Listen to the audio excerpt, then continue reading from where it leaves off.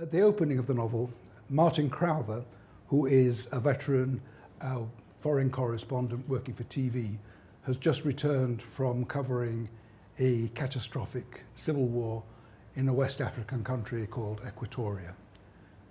When he gets back to England, he's summoned to the house of his old friend and mentor, Hal Brigshaw, an old radical socialist thinker who had been part of the group of people who had led that country to independence back in the 1950s.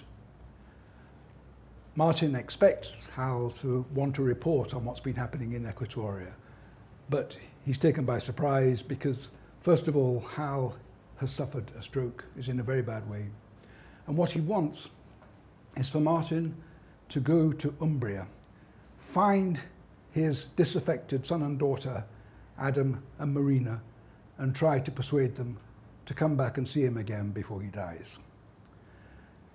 This is quite a challenge for Martin because Adam and Marina have not spoken to their father for 30 years since a really bad conflict happened that blew the family apart 30 years earlier.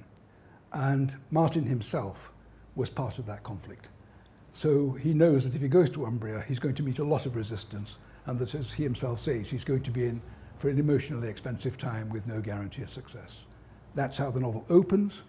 The narrative present follows Martin into Umbria, his encounters with Adam and Marina, and Constanza, who is the local contessa who owns a villa in the isolated village where Adam and Marina are living, and the extraordinary events which begin to unfold there. Intercut with that are chapters which give us the backstory, take us back 30 years to when Adam and Marina and Martin were all in their late teens. And by chapter, intercut with the narrative present story, the story advances. We discover what happens to them across the years until the point of the family conflict, which had blown the Brigshaw family apart. The two stories come together in a climax which takes place in the water theatre of Constanza's villa, which is itself a rather tremendous piece of architectural landscape architecture, but is also the entrance to somewhere else, which is even stranger and more mysterious. The novel is much concerned really with the relationships between fathers and sons, particularly when sons are having a difficult time with their fathers.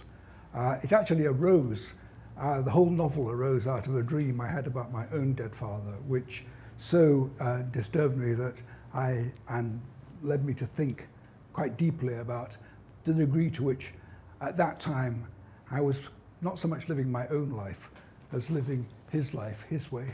And so part of the idea behind the novel was to cross the generations, to show how two men who are both in difficulties with their fathers can try to approach life in a way which is different from their fathers and which might in some way move to put right things that had gone wrong in their father's time.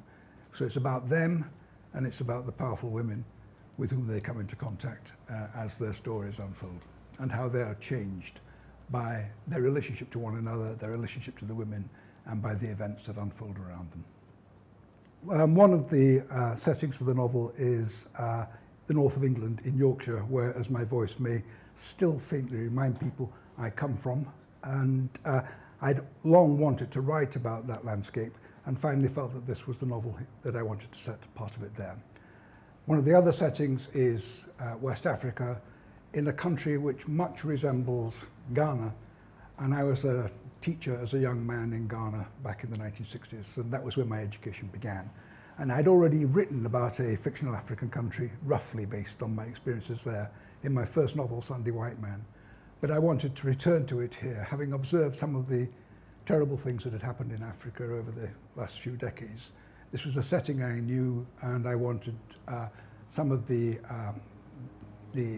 events which bring the reader up against the terrible things that human beings can do to one another to be set in that part of the world. Umbria was pure luck. I was offered a holiday cottage there. My wife and I were offered, at the point where we were broke, we were offered a friend's cottage in Umbria. We went to stay there, and I woke up there the first morning, looked around and thought, God, this would be a great setting for a novel. And so the three settings, Yorkshire, West Africa, and Umbria, came together in my imagination as I was conceiving the structure of this book.